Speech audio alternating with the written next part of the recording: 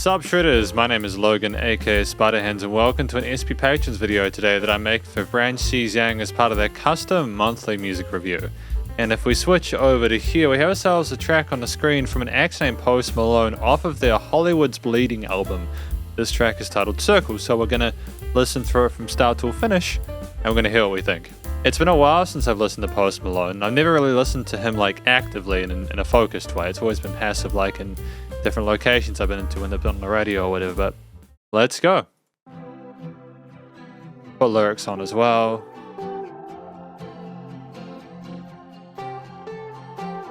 Great switch from the major to parallel minor.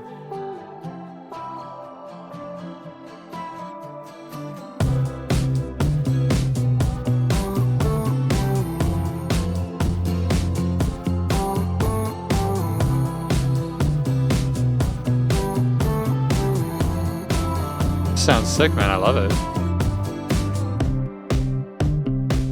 We couldn't turn around till we were upside down. I'll be the bad guy now, but no, I ain't too proud.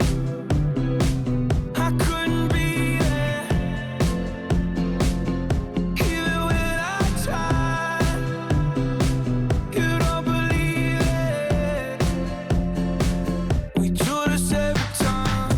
before we go into the chorus, I want to say that the vocal take he's done, he's already a great singer, but the reverb and the way it delays and repeats itself in the stereo field and in the ether of the track is gorgeous. It suits the overall vibe of it incredibly well. Everything else, including the really interesting, drum kit tone we have there, which has a rustic nature to it.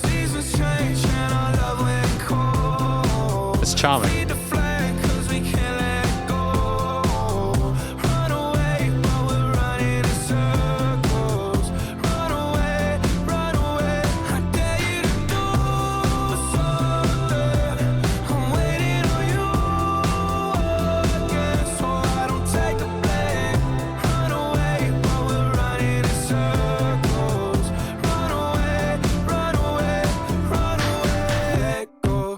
Great dynamic range.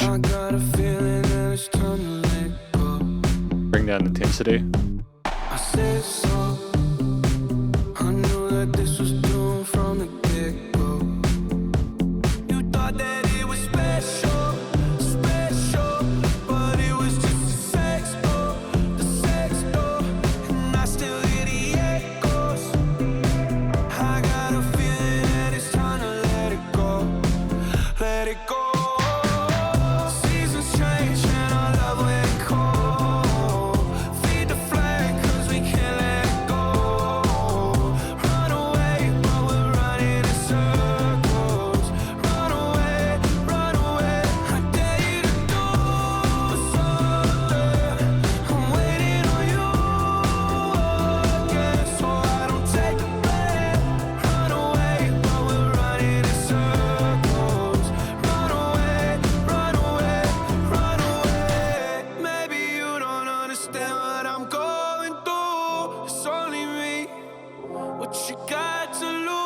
Make up your mind, tell me what are you gonna do? It's only me, let it go.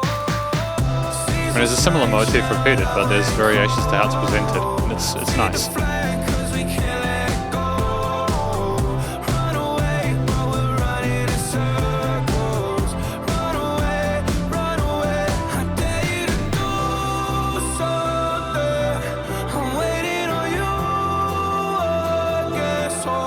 Take a breath, run away, but we're running in circles. Run away, run away, run away. Yeah, really charming production. I've said charming a few times in this. It's elegant. There's some really serious stuff discussed here tonally in regards to the story that's being told here, but at the same time, we have this lovely situation with Post Malone where it comes across so soft and reasonably. I think it's the way that he sings, and it's also really true nature. We'll talk about it more in the conclusion. Right, so this is the conclusion of my review of this track from an act named Post Malone titled Circles. What I think the track is about I think it's about someone who is having a conversation with another or trying to tell them something important about the relationship they had. They're like in a situation which isn't particularly ideal, and I don't think it's healthy for either of them. We talked about like the positives and stuff like that and how they thought it was something special, but in reality it wasn't, and they're running away from each other and just this endless loop, and it's just not great. And they're just trying to get each other to kind of like either decide if we're really serious about this or not. It's time to figure stuff out. So I like that. The way that Post Malone told it was in a really sweet, caring way. It was very intimate. There was a bit of vulnerability and fragility shown, but not in a way, how to describe it? It's not lacking in masculinity by any means, and not that showing vulnerability is a demasculinating thing, but what I mean is like, it was in a very mature, kind of open way, like we're inviting the other person to just have an honest conversation with us about the situation. I really appreciate that. We weren't trying to go hard on it or whatever. We weren't trying to sort of like shove the idea that the listener or the folks' fault. We simply were trying to get them to actually just explore the situation they're in and have a chat. And I think that, it was a very authentic performance from Post Malone. The different ways that we, strung together our verse and chorus stanzas were great. The lines flowed well. There was an interesting repetition of rhythm in some of those lines there that made it very simple and pleasing to hear again and again to an extent, because of course we had changes between the A and B sections at with relative brevity, should I say, which also made it good, because if you stay too long on one concept, it loses its touch. And I think part of what kind of made me appreciate this is that there were variations in the way that Post Malone sounded with the effects on his vocals and stuff like that, and there were overdubs as well, which had a bit of coloration, extra kind of spice to them in the hook parts. So there's a lot to appreciate about the vocals, which were the focal point in this track, and the story was interesting, and I understand why the vocals were done in the way that with the story. But moving on from that, it's a 3.5 minute track. Structurally, you've got some instrumental breaks there with like the synth parts, the guitars, the bass, and the drums, but most of the time it's a story being told, and there's no filler in here at all. We have verses and choruses, and like maybe an interlude section or like a reiteration there where things get a bit quiet, and we're simply trying to really get that theme stuck in the listener's head, and it works. It's a very catchy track. I mean, it's got over 2.2 billion plays, which is incredibly respectable. That's incredibly successful, right? And that's not just because there's a lot of advertising promotion, it's because Post Malone is a great musician. I'm not saying that's because I am familiar with work or I'm a massive fan or anything. It's just simply I can hear from this, I can understand why people enjoy it. I like the chord progressions on the guitar at the start. I thought they were charming here. We had like 7th chords, and then we had like a major going down to like the parallel minor, and that was stunning. It was like, oh, that's unusual. There's a little bit of like spiciness and unpredictability to the way that this has been put forward. And yeah, we did have a bass line that was fairly predictable for most of it, but I think it was enough because once the vocals came in, you kind of could go along with those and experience the journey with that, and it was enough. Especially with the other synth layers and the pads and any other bass and drum elements as well. There was a lot to appreciate and enjoy instrumentally. I think that the drum beat that we had with the 8th note groove there, the tone of the drums was dope, but also it's just the driving force moving forward, the kick and snare and etc. and any other transitions we had were lovely. The bass line was nicely controlled as well.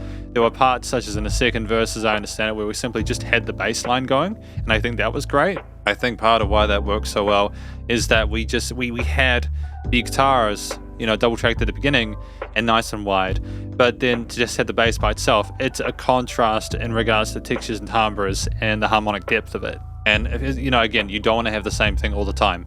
If you're going to have a similar bass line or a similar chord progression, you need to make adjustments within the way it's played or the instruments are layered in order to keep that intriguing. And we nailed it. I think we did. It was short enough where, like, again, there wasn't enough repetition to become disinterested in it. The vocal performance on top was compelling, and ultimately things were strung together really well. And I think as well it's fair to note that the theme itself, very somber sounding, introspective and moody, and I think it reflected the tone of what we're discussing in the lyrics incredibly well. It didn't sound like someone who'd made up their mind. It sounded like someone who was kind of in a bit of a depression, just basically struggling to cope with what was going on. And I like that. I like the fact that the music sounds like the lyrics sound like the vocals sound. It's not too much of anything, but it's connected and it sounds like it matches. And that's the key to success with music, is trying to find elements that integrate in a way that is just so easy to listen to. And we nailed it. Finally, the studio recording, mixing and mastering, it's commercial grade. The vocals are wonderful, and I've personally started taking more notice about like vocal tones and trying to work on my microphone vocal tone and stuff like that. And I think that the kind of tone that Post Malone has, where like he can clearly sing, but if you've got the effect, some people are very kind of phobic of effects.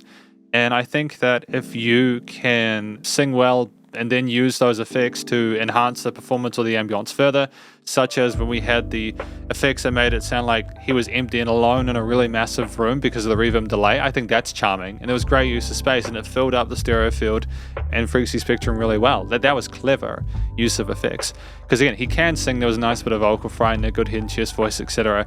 But we didn't feel the need to go beyond on that in terms of like soaking it further, and I'm glad, because it's nice to still be able to hear him though, you know what I mean? The bass and drums were dope. I like how they were recorded. I think it might have been a live drum kit, and even if it wasn't, it sounded like it was a live drum kit. It had an interesting rustic kind of, almost a sort of a gritty tone to it that made it seem a little bit less clean and sterilized, which I appreciated. I think it coped well with the minor chords and the complexity of the emotions within it. If it had been too squeaky clean with the drum production, it would have been a little bit alienating, I think. Too kind of plastic. Bass was nicely notched in the lower part of the frequency spectrum, and there were no resonant frequencies anywhere else. Any sort of synth pads or whatever on the sides there, and things floated all around the place and were very nicely balanced. Things are nice and wide in the stereo field there. The music surrounded you with various bits popping up in and out into other things sort of staying sort of static in the mix to help you kind of follow along to it. There was dynamic range. Things came down in perceived loudness and energy, such as when we had all the guitars and stuff like that, and they got taken away, and it was just the drums, the bass, and Post Malone singing over top. It was nice to level without pumping, so limiting bus compression was handled well. In fact, this is an extremely positive review of this track from an act named Post Malone, titled Circles, and hopefully you enjoyed it. If you did, please do go show him some love via the various social medias and a Spotify page. Stay cool and stay safe, and please remember to support your local musicians and artists at this point in time, as you need the help more than ever with all the crazy stuff going on in the world. And I'll catch you in the next SC Patrons video. Spiderhands out.